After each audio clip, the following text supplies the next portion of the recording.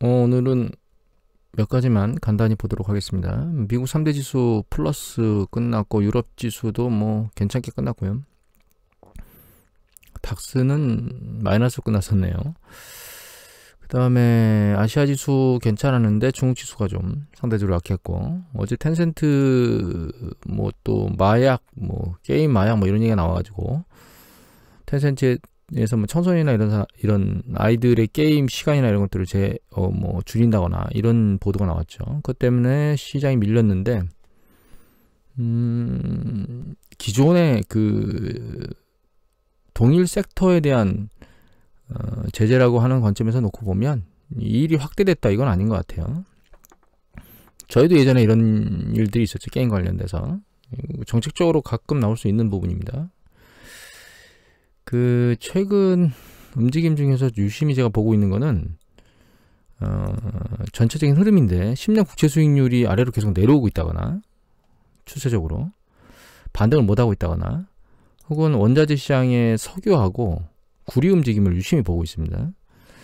근데 그 지난번에 구리가 한번 내려왔다가 세게 한번 반등했었는데 추세적으로는 다시 내려오고 있고, 유가도 세게 한번 내려간 다음에 델타 변이 때문에 반등을 세게 했었는데 다시 머리를 내리고 있어요. 최근에 그 중국의 PMI 지수가 안 좋게 나오면서 그 영향을 받고 지금 아래쪽으로 좀 내려가고 있거든요. 전체적으로는 인플레이션에 대한 압력이 조금씩 줄어드는 게 아닌가라고 생각할 수는 있습니다. 그런 방향으로. 다만 아직 그 해운 물동량은 BDI 지수는 이제 상승 강도가 잡히면서 추가 상승에 대해서는 좀 진정될 수 있다라는 가능성이 보이긴 하는데, 컨테이너 지수 쪽은 아직 그 진정세가 보일 기미를 안 보이고 있습니다.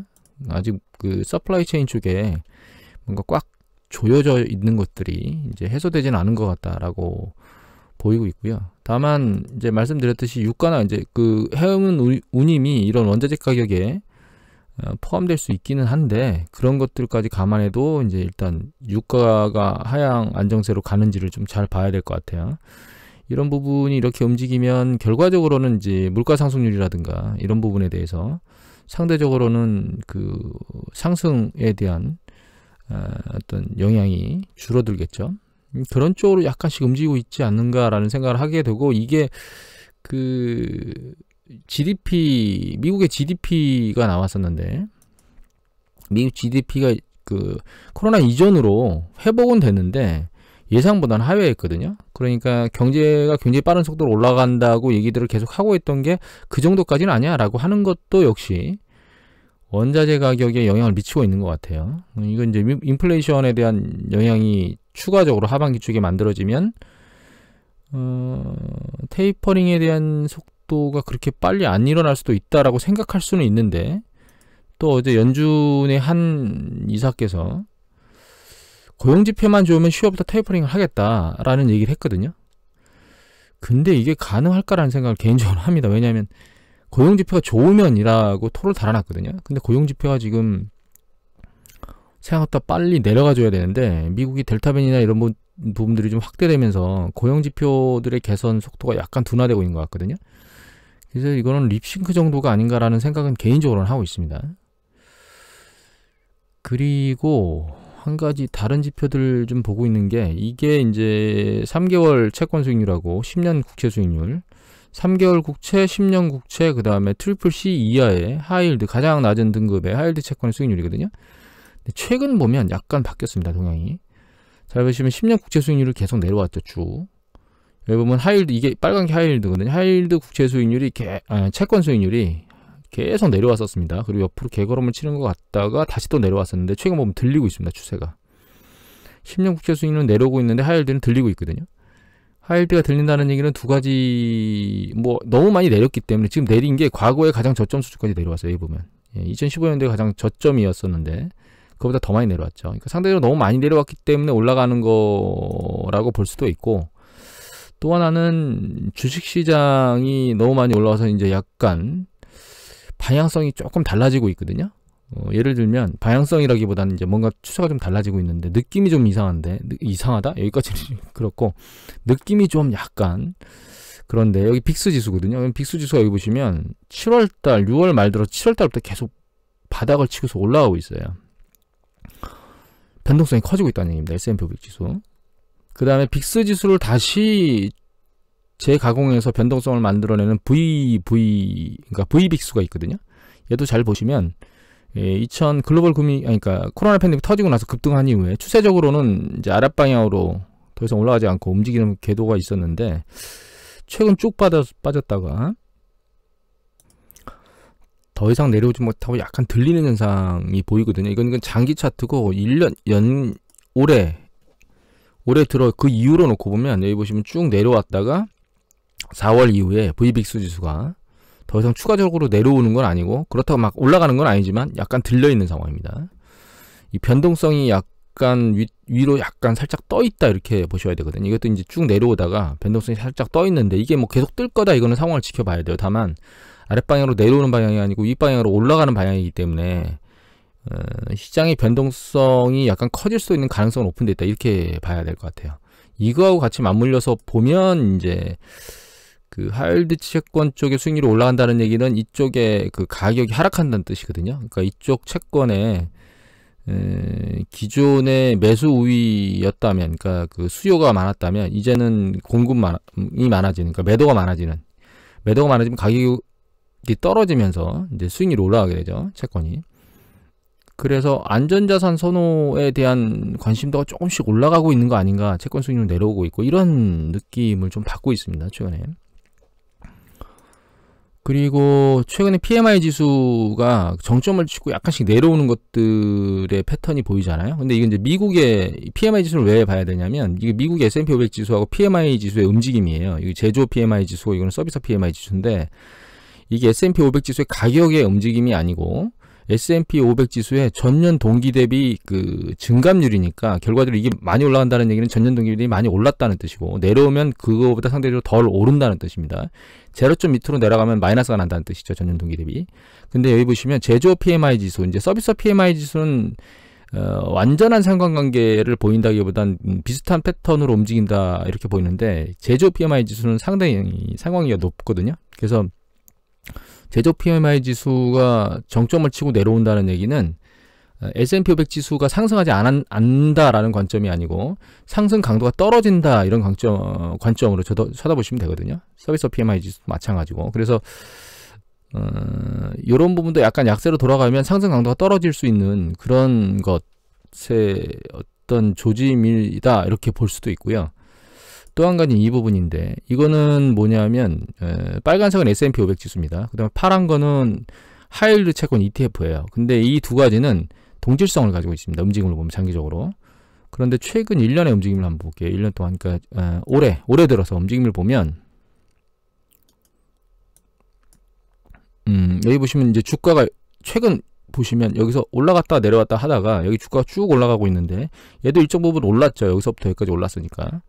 그리고 여기 최근 추세를 보면 조종을 깊게 받고 얘는 머리를 탁 치고 올라가고 있는데 얘는 조종을 받고 전고점을 돌파하지 못하고 옆으로 개걸음을 치고 있거든요, 지금.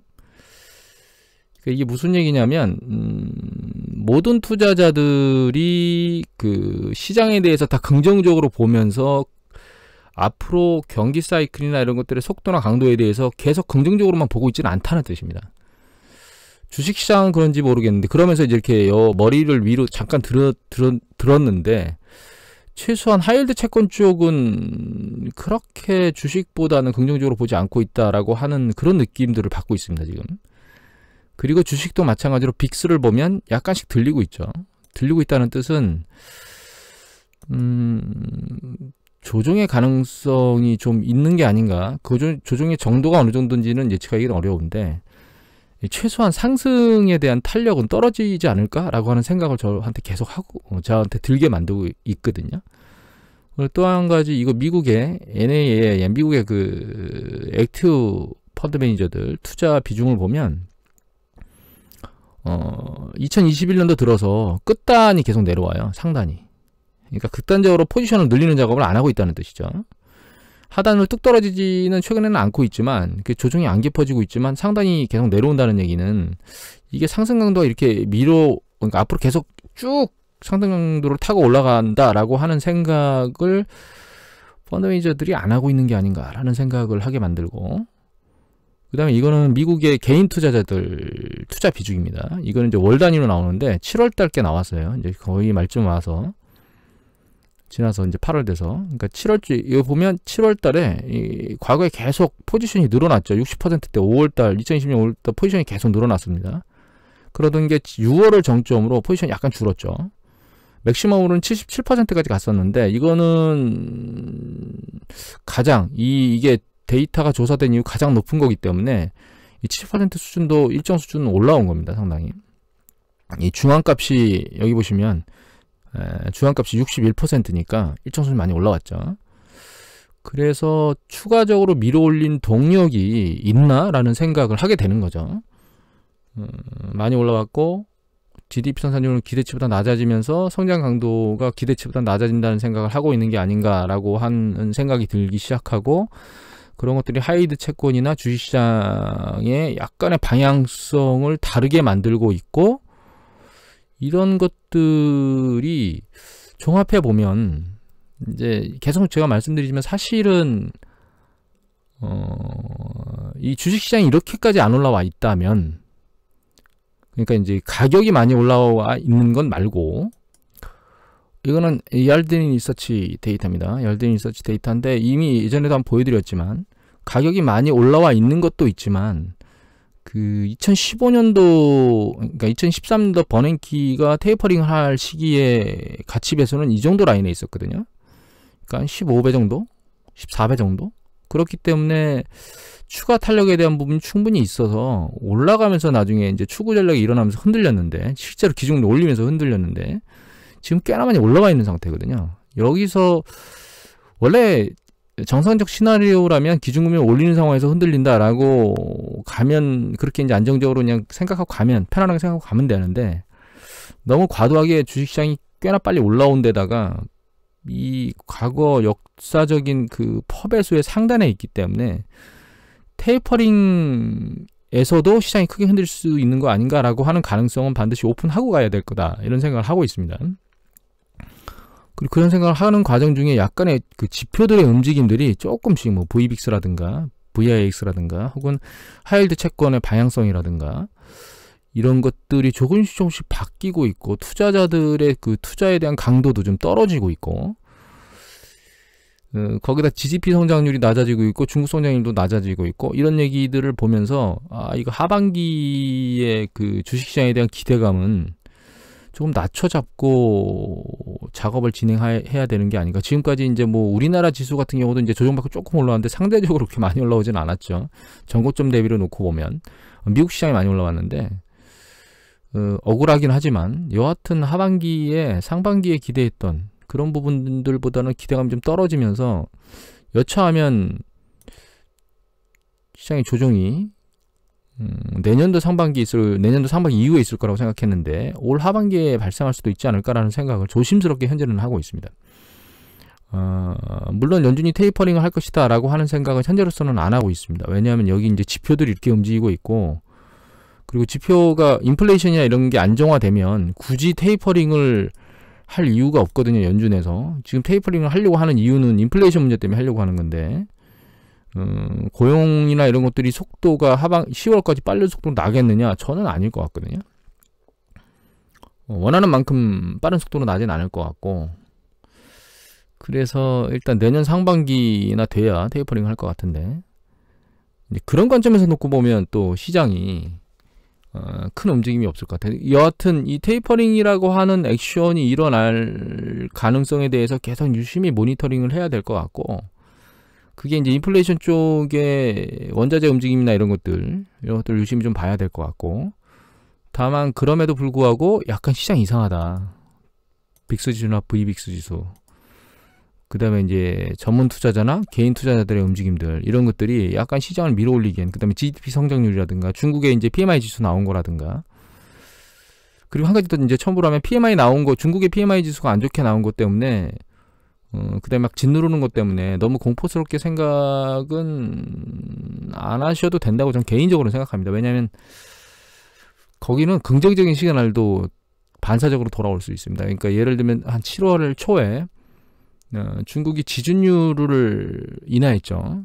그러니까 중국이 자기네 경제 시스템을 밑으로 누르려고 생각을 하는 게 아니고 이 상황이 좀 이상하니까 약간 풀어줘야 되는 거 아니야? 라고 하는 정책적 시그널이 나올 수 있습니다. 그 부분이 나오면 그게 이제 중국 시장에서 탄력을 주면서 반등을 할 수 있는 아마 주요 뉴스가 아닐까 이렇게 생각하고 그 뉴스가 나올 거를 좀 유심히 지켜보시는 게 좋지 않을까 이런 생각을 합니다.